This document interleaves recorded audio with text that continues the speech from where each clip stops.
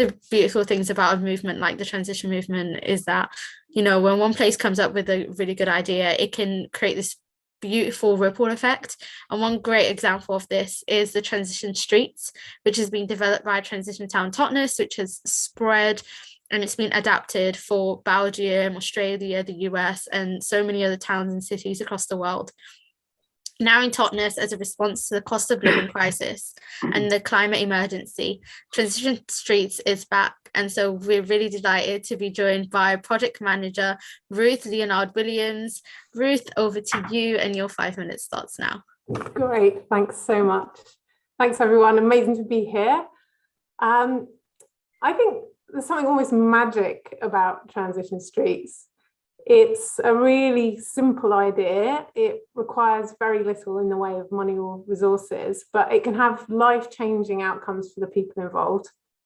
And essentially, like this summit, it's based on the idea that if you simply bring people together with a little bit of carefully considered support, amazing things can happen. So just a bit of background for those of you who aren't familiar. Transition Streets was created in Totnes in 2009. And it's a 7-session programme where groups of 6 to 8 neighbouring households come together to work through a range of topics: energy, food, travel, resource use and water. So there are obvious sort of physical and practical outcomes in terms of reducing people's carbon footprint. And in the original projects in Totnes, there were about 500 households who saved on average about £570 a year off their bills and 1.3 tonnes of carbon. So that's almost the equivalent of taking a small car off the road. But the overwhelming element at the heart of the project, and the one thing that people talk about consistently, is the amazing things that can happen if you simply get neighbours, often people who've barely said a few words to each other, together in a room, and the connections that can happen, the friendships that are created and the support networks that develop. And as Yumna said, the project was replicated around the world, lots of places across the UK and 8 different countries, I think. So I'd like to share a few mini Transition Street stories with you. So here on the left, this is the story of Holly. She moved to Totnes in 2011, didn't know anyone, so she heard about Transition Streets and thought, oh, this is a great idea. She knocked on her neighbour's door. And in the group was a lady who'd lived on the street for over 20 years and she didn't know anyone. I mean, she sort of said a passing hello to a few people, but she didn't have any friends or any meaningful relationships. By the end of the project, these 2 people were sharing a car. Another story is of a single woman who joined her Transition Streets group, and soon after she'd taken part, she had to go to hospital, and the doctors were saying she couldn't go home because she was a single person. They needed someone to be guaranteed to be with her 24/7 and for the next 5 days.